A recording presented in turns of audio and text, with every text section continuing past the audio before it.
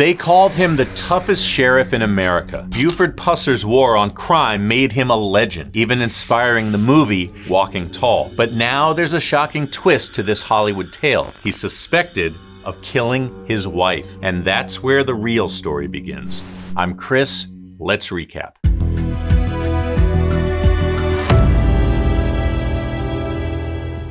Back in the 1960s, Sheriff Buford Pusser was larger than life. 6'6", tough as nails, and swinging a giant stick instead of a gun. He got famous for waging war on moonshiners, pimps, and the Dixie Mafia in Tennessee. He was known for saying stuff like, "What's right is right, and what's wrong is wrong. It doesn't matter who you are." Hollywood ate it up. The story of a tough but fair sheriff who cleaned up his town with the love of his life riding shotgun. By 1973, it hit the big screens as Walking Tall. It was such a smash, Rolling Stone called it the best American movie of the year. Fast forward to 2004, and even The Rock is stepping into Buford Pusser's boots for the remake. The legend was so powerful, it inspired kids to grow up and join the force. Today, his town, Adamsville, Tennessee, hosts a Buford Pusser festival every year. And there's even a Buford Pusser home and museum with items from the deadly ambush on display. Things like the 8-track player from their car he was driving, and plenty of memorabilia from Walking Tall. But the real man behind the myth?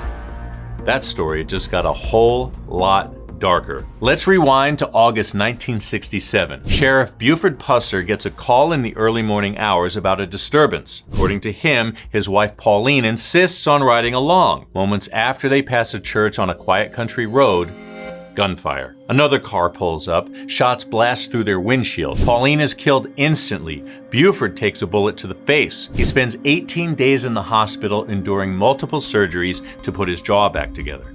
But here's the kicker. The entire case rests on his word.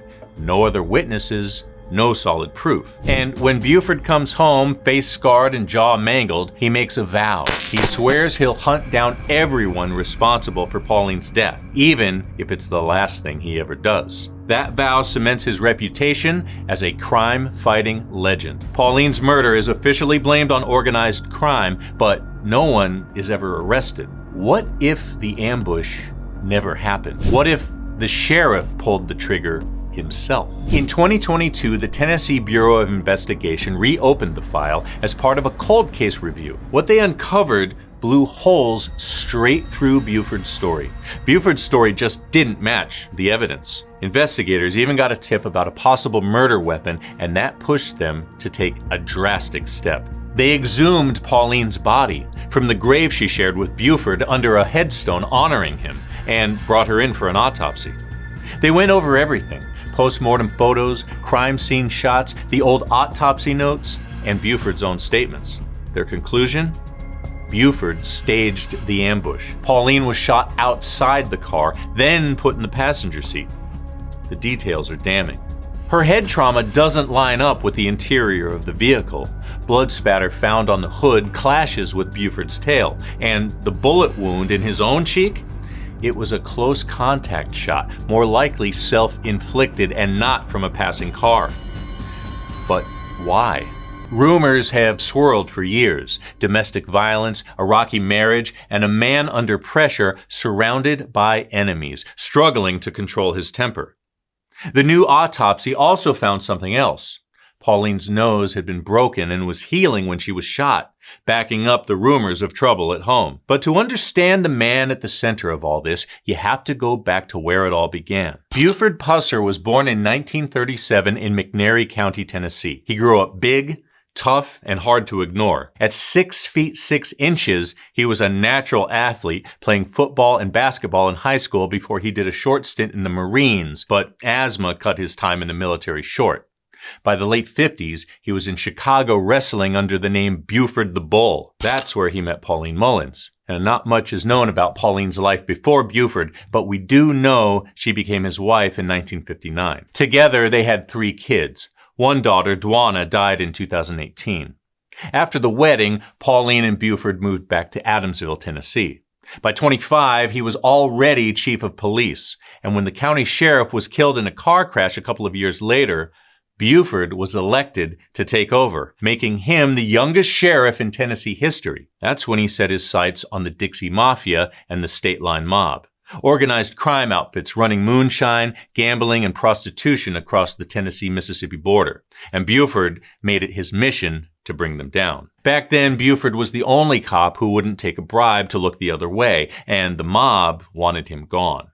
He was stabbed, shot at, even jumped by 6 men at once. So when he said Pauline was killed in the ambush that morning in 1967, who was going to question him?